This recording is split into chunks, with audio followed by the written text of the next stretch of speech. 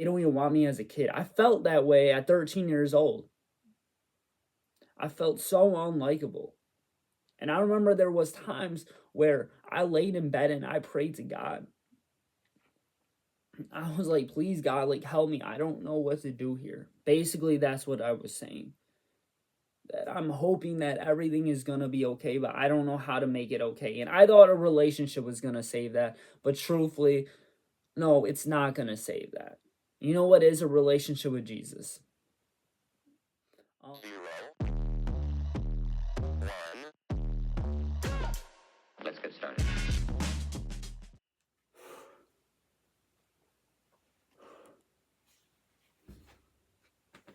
This is Real Talk with K.M.B. I don't even know if you guys can see in the back of the shirt, but yeah, no, this is this Real Talk with K.M.B. Exclusive or limited merch. Yeah, you can't buy this anywhere. It's literally kind of just like my thing that I did. Who even knows? Maybe one day I'll sell merchandise. I doubt it, but you know, it is a pretty cool shirt. This is the last episode, guys. I of the podcast, of course, and I bet people are wondering is like, or if you're new here, I'm sure you are. I've been doing 100 episodes of a podcast. You know, it's a lot of times it's been daily every Wednesday. You know what I mean? I think maybe I took like 3, 4 Wednesdays off of not dropping anything, but still, for 2 years I've been doing this. Time flies by, guys. I don't. I. It's like I don't even recall of like just 2 years of doing this. You know, it was a lot of fun of doing a podcast. You know, I always wanted to do one, dude, like since 2022. And the fact that I started this on my own and I felt like my journey just following Jesus has grown so much over the years. And I felt like this podcast, I was really made to get back onto YouTube. And to answer my own question, like I was wondering, what do I do here? What do I like figure out? Let me fix my chair real fast.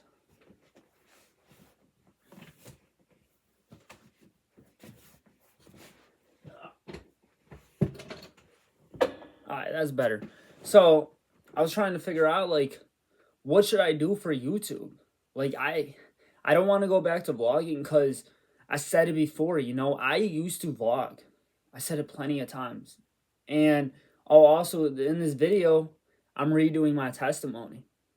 Because I felt like when I did my testimony almost 2 years ago, I felt like it wasn't enough. It was just more of you guys got bits and pieces, and I felt like I was talking about other people that helped me throughout my journey than my actual struggles of why I follow Jesus. So I'm gonna talk more about it. I just felt like that video was not good enough. And I felt like ending the podcast with my testimony is the best thing I can do. There's also too, I don't want with the podcast, you know, I was doing segments, different segments of, you know, each week. And I don't want to keep on running out of ideas. You know what I mean? Like I want them to be I want quality over quantity. So I just feel like me just keep on dropping episode after episode after episode of every week isn't good for you guys. Like I don't want to run out of ideas. I don't want to redo ideas. So by far of this channel, I am still gonna make videos because I feel like it is my calling to do YouTube. You know, I'm good at it. I'm good at social media. Do I get paid for it? No, I don't. Do I wish I get a little side money here and there? I kind of wish I do. But yeah, no, like I said though, I don't want to go back to vlogging because I felt like vlogging was just too much of the camera time and not me spending my own life. Like I want to live it. I want to see it myself. I don't want to be hiding behind a camera or just always in front of a camera. And so no, it's not gonna be vlogging.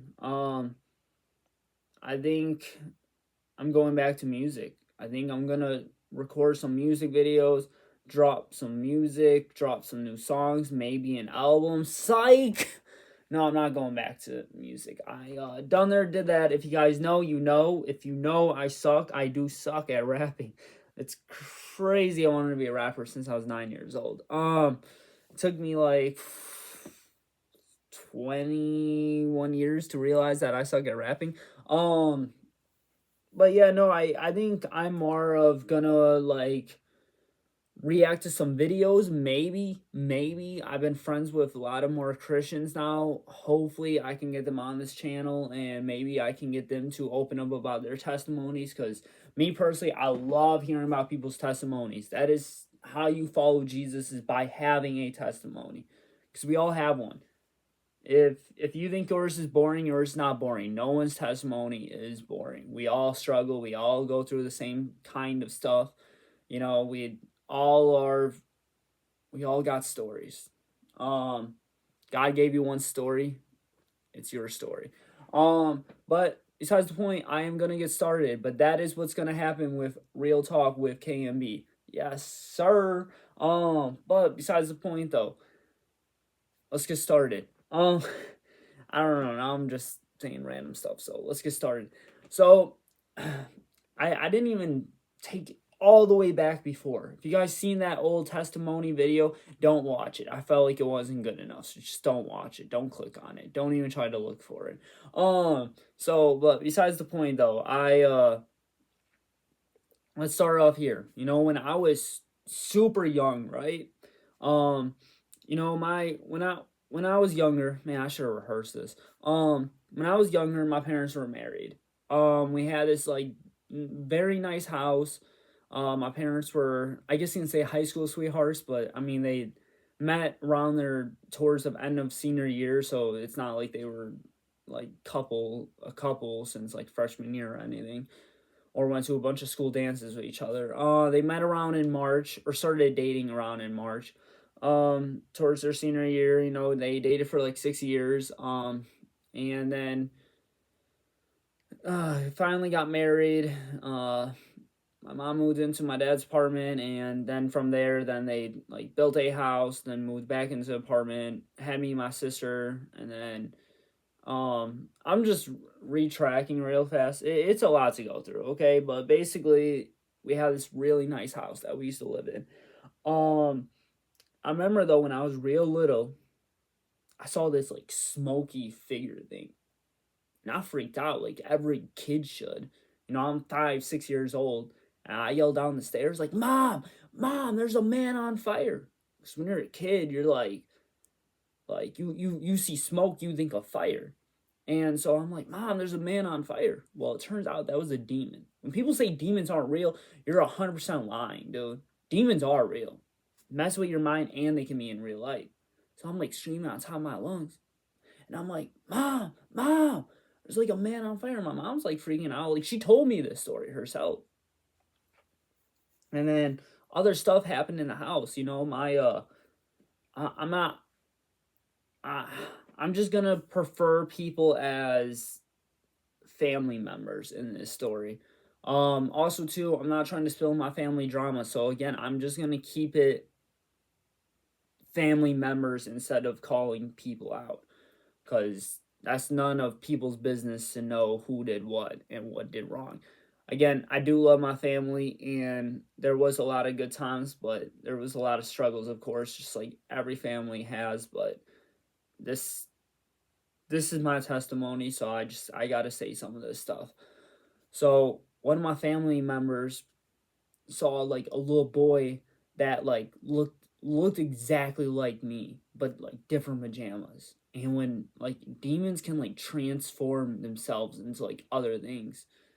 And then also too, like in this house, like the lights like used to flicker. Like I'm not even joking with you guys. Like the light switch would be like right now how the light switch is up because the light is on, the light switch will flip down. Like I kid you not, like it used to do that. Or if you again had like the light off, it will flip on if you're like in the same room as it. And then I remember me and my family member were yelling at it, like, stop doing that, knock it off and stuff like that, because we were kids.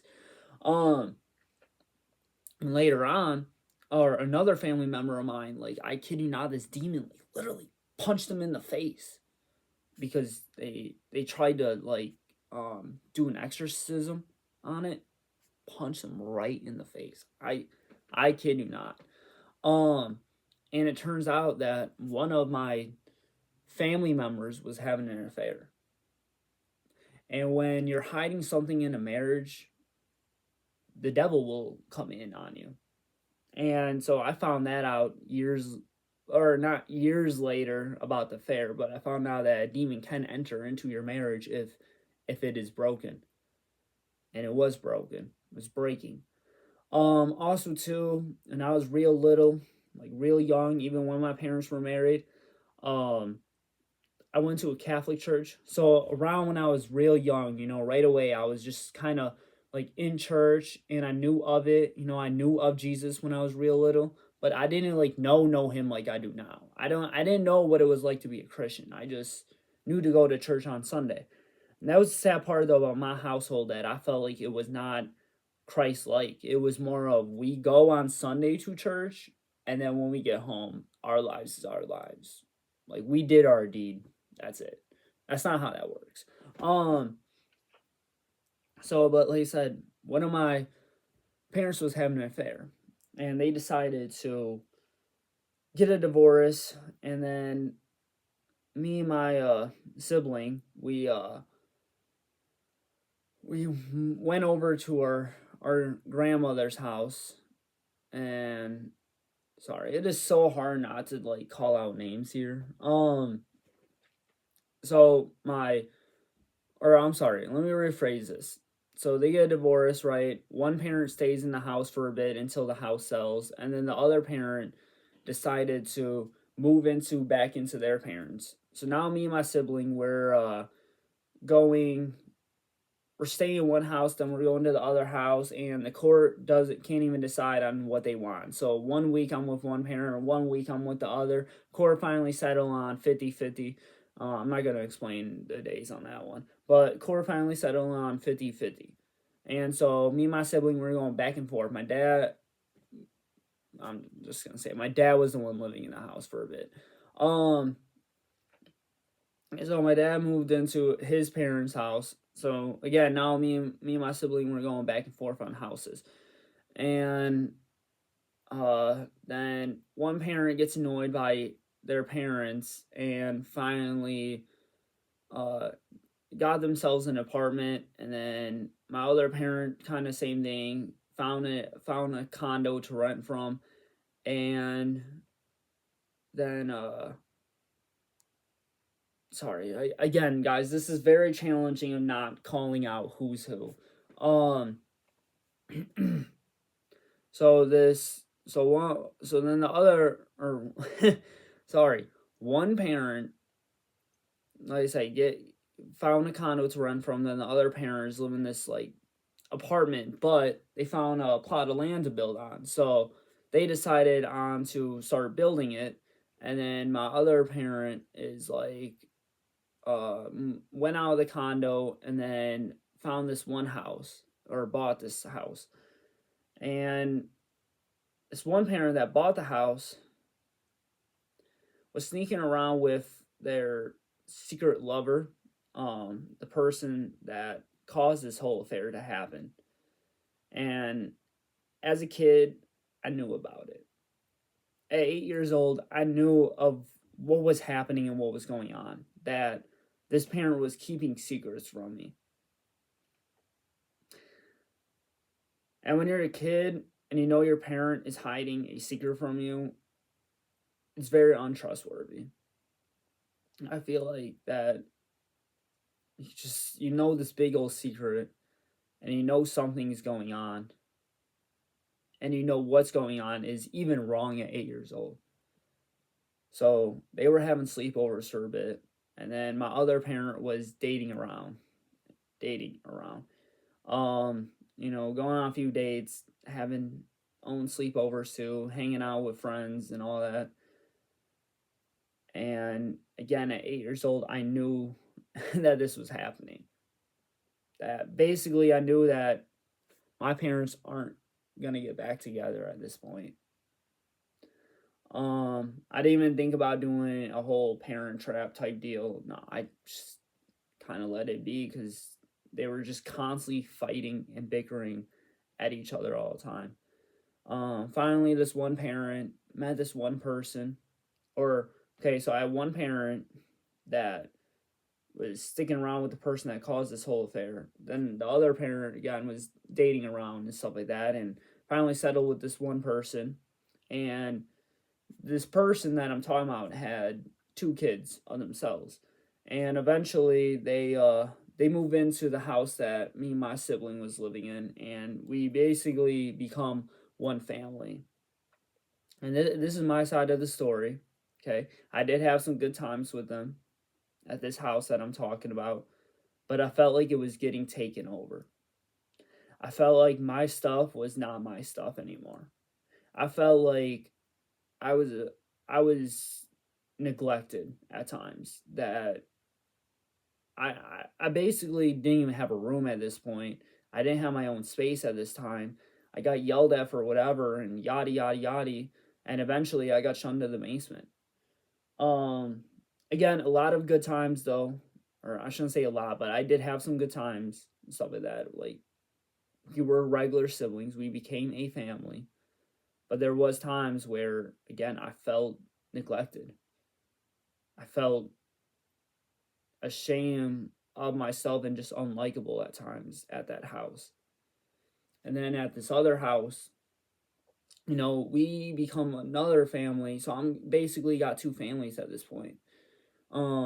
Two different houses. And then I got this other like house, right? Got good friends over here. I got like basically I'm favoritized over here and I liked it. I liked it a lot and stuff like that. And but this person, not my own parent, one of my step parents, put stuff in my ear, whispered stuff in my ear, basically saying that, oh, that house, the one house that I said I felt neglected on, that step parent was like, oh, they're they don't like you. Basically, that's what they were saying. They don't like you over there. Oh, why do you feel that way? Oh, this and that. Like they're I don't know, just putting all this like bad stuff in my head, dissing on them over there and stuff like that. And it did. It got to my head. I'm probably like, I don't know, 11, 12 years old now. And I was gullible. I was a sensitive kid too and stuff like that. That didn't really help. And just all these things are just run through my mind, right? Now I'm rolling around to be 13 years old, I just want to live in that one household that I felt so good about being over there. And I really liked being over there because I'm just gonna say I was favoritized over there. And now I'm in this one house that I feel unlikable and I feel like that that they don't even want me as a kid. I felt that way at 13 years old. I felt so unlikable. And I remember there was times where I laid in bed and I prayed to God. I was like, please, God, like, help me. I don't know what to do here. Basically, that's what I was saying. That I'm hoping that everything is going to be okay, but I don't know how to make it okay. And I thought a relationship was going to save that. But truthfully, no, it's not going to save that. You know what is a relationship with Jesus? Um, so I did though. I remember just praying. But I also though I had so much like I had depression around this time, right? I feel ashamed in this house. I feel unlikable at school sometimes. I feel people are annoyed by me. I had friends that didn't like even want me to hang out with them sometimes. That told me to no, it's literally told me nobody likes you, go home. And I call those people my friends. And I'm still cool with them till this day. I got over it. Everyone was ruthless with each other. I took it too much to heart, but yeah. So again, I was at this house and I had it in my head that I didn't like being at this house. But I remember though I was so depressed, right? 13 years old. I had this like bad dream. I used to wake up from. It was like 3, 5 in the morning. or sometimes 3 in the morning, sometimes 4, sometimes 5. Super early in the morning. I went to bed at like 10:30, right? And I used to wake up from it. And it was like the dream was like me being at my own funeral and seeing it and nobody showing up because I felt like nobody cared about me. And truly that was not true. People did care about me. I put in my own head and let the devil talk to me that nobody cared about me. I suffered through depression myself. Um and but I met a really cool dude, in middle school. He became like one of my best friends. He suffered through depression too. And we kind of like, I guess I'm not gonna say we conquered it together, but like it's kind of cool to have somebody that can relate to me with a lot of stuff that I went through, he went through, and he just became like a brother to me.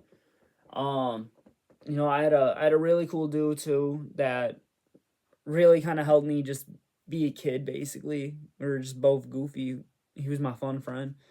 Um, yeah, I'm really glad I had those people in my life. I'm really glad I had just family in general and stuff like that. Even though sometimes I felt like in my head that they didn't really like me. Oh yeah, I'm sorry, I'm getting way too off track here.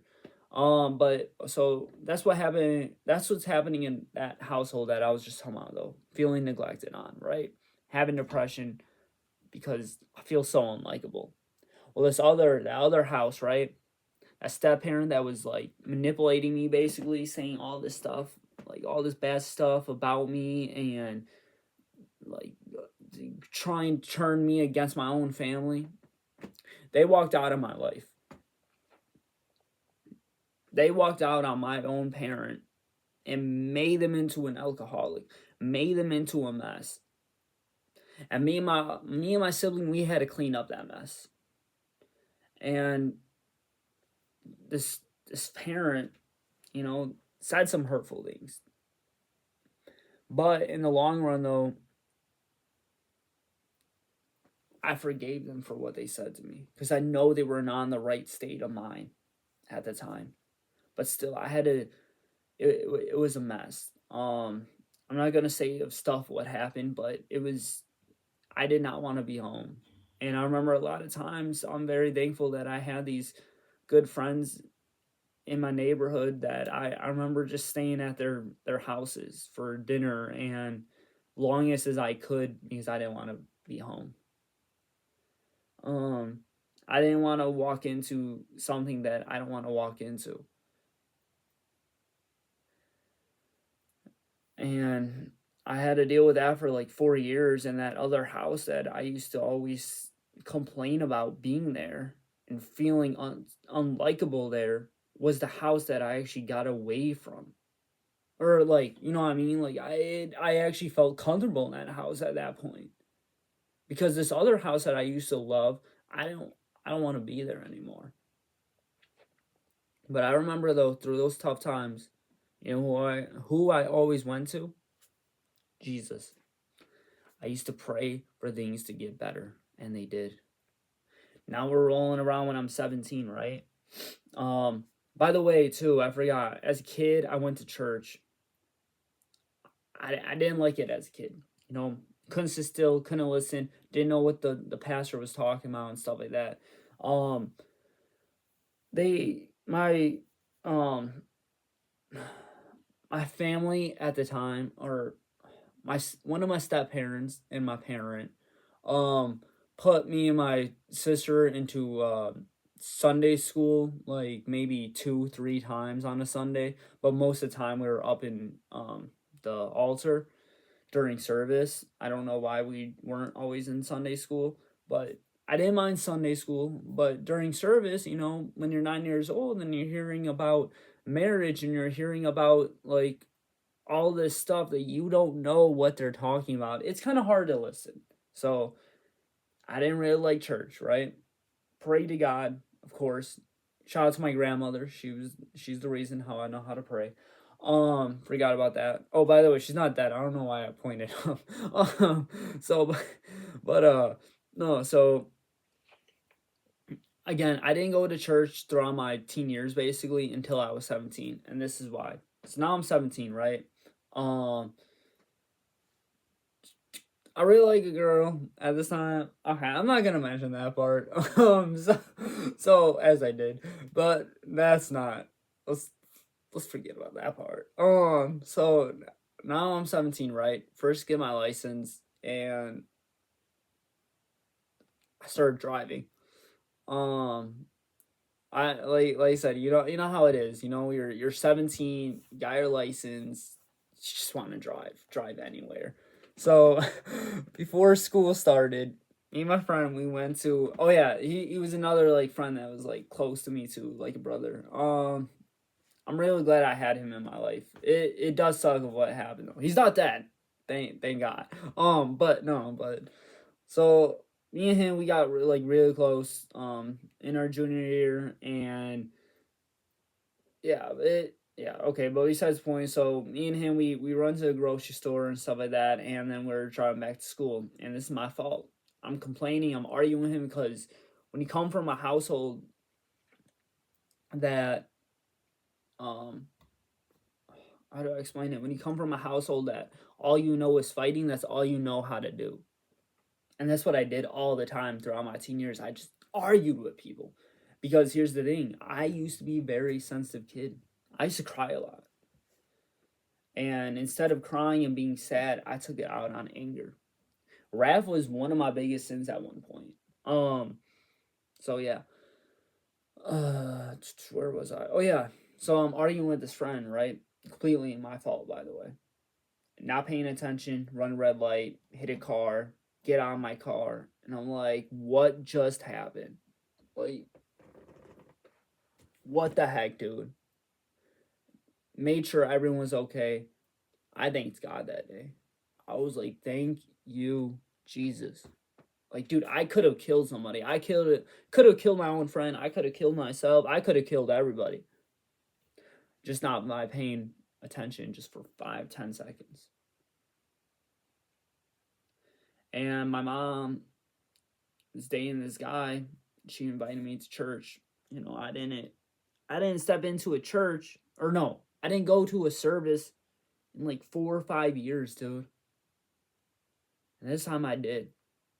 I sat there, I thought about it, I prayed, I listened to service. And then I said, "Oh, okay, sweet, I'm good." I literally, like, I felt like that's how it was. I was like, "Okay, sweet, we're good, we're Gucci, right, Jesus?" Like, I did you a favor, you did me a favor, type deal. I felt like that's how I was, honestly. Um, but besides the point though, I went there that Wednesday night. I had off, and then after that, I think I went like to a Christmas service and an Easter service, but I didn't like take church that serious at this around this time. Around in high school, I didn't. I just went there again, still prayed, still believe in Him. Um, why I mentioned that one girl though. I realize this now that I could have gotten into a serious relationship a lot of times, you know, but I witnessed 4 affairs by the age of 13. And I knew that they were affairs. And I knew people walked out of my life too. And I was afraid of getting hurt. And this is why I'm mentioning it, right? So I'm 17, really like this one girl. And there was this guy that she was friends with. And I felt like she was going to end up with him. And I pushed her away. But she ended up dating that guy. And I was like, in a way, I kind of did it to myself, but of course, you don't blame yourself at fault. So I was kind of a little mad. Started talking to this one girl that I knew liked me. And then we kind of had a thing, not really, but kind of did. Um, and I was just in a lost piece in my senior year, right? I also too, my other parent that was married got a divorce also, and that step parent walked out on that parent, and this the parent that I'm talking about won't admit it that they were a mess, but they were, and I knew they were. And I'm 18, right? It's my senior year. I'm supposed to like live it up. I'm supposed to enjoy it. How can I enjoy it when now I have another broken marriage happening in my life? Now another person just walked out on my life. So there is sometimes where even at that age where I thought to myself, it's like I want to get married, but why is divorce the answer all the time? Where is communication? But I realized this though, that Jesus was never there in their marriage, sadly. Um, but yeah, besides the point though, I was gonna say, I kind of had to like step up a little bit. I started buying groceries. I started like, you know, making my own appointments. Just stepping up in general. I felt like, and thankfully I had a job at that time too. Um, that helped me really distract myself from a lot of things. So I graduated around COVID. So COVID happened, right? And I stopped really focusing on trying to get into a relationship, and I focused more on, I wish it was Jesus more, but it wasn't, sadly. I focused on chasing after the money. So I started picking up shifts left to right at work. I was working at a fast food place. Started picking up shifts left to right, and then I got my high school diploma, signed up for a warehouse job, got it, worked both jobs for a little bit. There was one girl that I kind of liked at work at that warehouse job. She was like into like zodiacs. Kind of thankful that nothing ever happened on that one. So but besides the point though, so where was I going with this? Oh yeah, so I got the warehouse job, and then next thing you know, and I'm like, I want to move up in this career, right? I got into a career at 18. Um, wanted to move up, and boom, my grandpa passed away. My grandpa was my first ever best friend, dude. And I just like thought to myself, I was like, dude, how did this happen?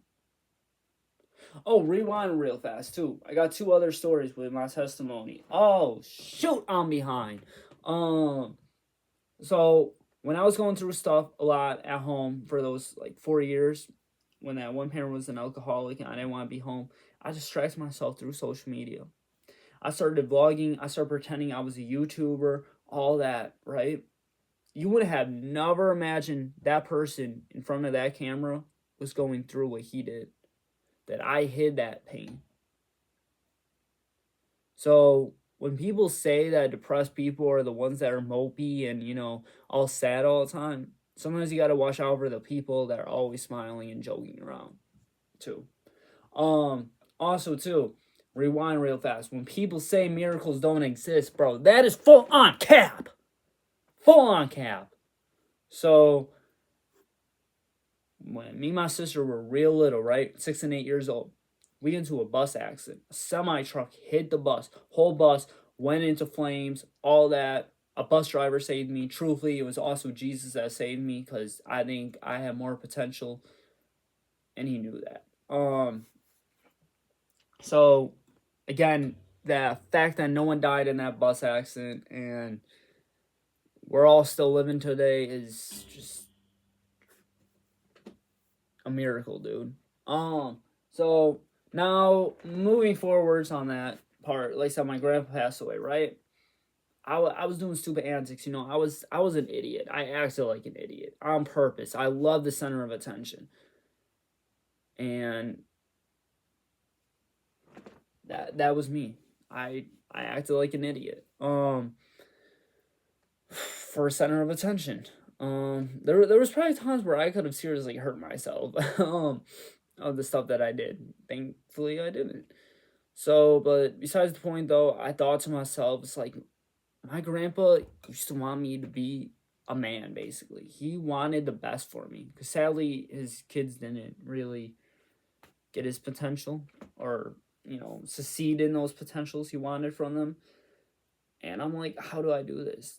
How do we become a man, basically? And I started. Literally just one Sunday, I went to church. I still went to church like a few Sundays. Like my sister was more into going at one point. She invited me. I used to go with her, but eventually though, I started going by myself. Just literally one random Sunday. Next thing you know, I'm like listening to the pastor, and just the stuff he's saying is just clicking to me. Like, okay, okay, yeah, yeah, no, I get what you're saying. And next thing you know, it's just I get more into my faith, right? And I remember when I was 20, turning 21. I'm 24 now, turning 25 this year. I'm on status, bro. But I'm turning 21 right soon, and I'm thinking to myself, like, am I do I really want to be like some of my family members though? Do I really want to go out drinking like that? Do I want to make drinking my addiction? Like I'm even having these thoughts, and I think that it was Jesus talking to me, like, don't overdo it. You know what I mean?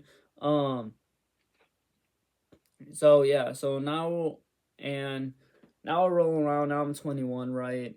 And I remember I had a family member that moved into my house that I was staying at, my parents' house, parent house, a parent house, not parents, a parent house, with this family member, right? So I'm 21. Sees me sitting on the couch, asks me, "What am I doing?" And I go, "What do you mean?" They say, "It is a Saturday night and you are sitting on the couch watching a movie." I didn't want to go out to the bars. I didn't want to go drinking. I didn't want to make that my lifestyle. I isolated myself from people from my past that got into drugs, that got into alcohol, because I wanted to be a full grown Christian. And I just felt like those people that I was hanging out was not Christ like. That they knew of Jesus, but they didn't know Jesus. And I wanted to focus my own relationship on Jesus. And I isolated myself. I isolated myself from a lot of people. That was my isolation phase. I started doing like everything on my own. I started going on my own road trips by myself, just talking to God. And that was one of my favorite things to do, was just hopping in my car and going to cool places and seeing them and just talking to God and trying to figure everything out. And of course, I'm still haven't figured everything out. I don't think you ever will, honestly. But yeah. So now we're rolling around when I'm 22, right? I had a friend that came back and stuff like that, from out of town. Oh yeah, I forgot to mention about my one friend from my junior year.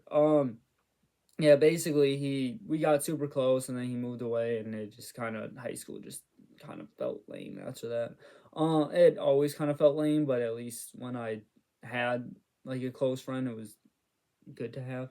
Um, but yeah, no. Besides the point though, so back to my story. Where was I?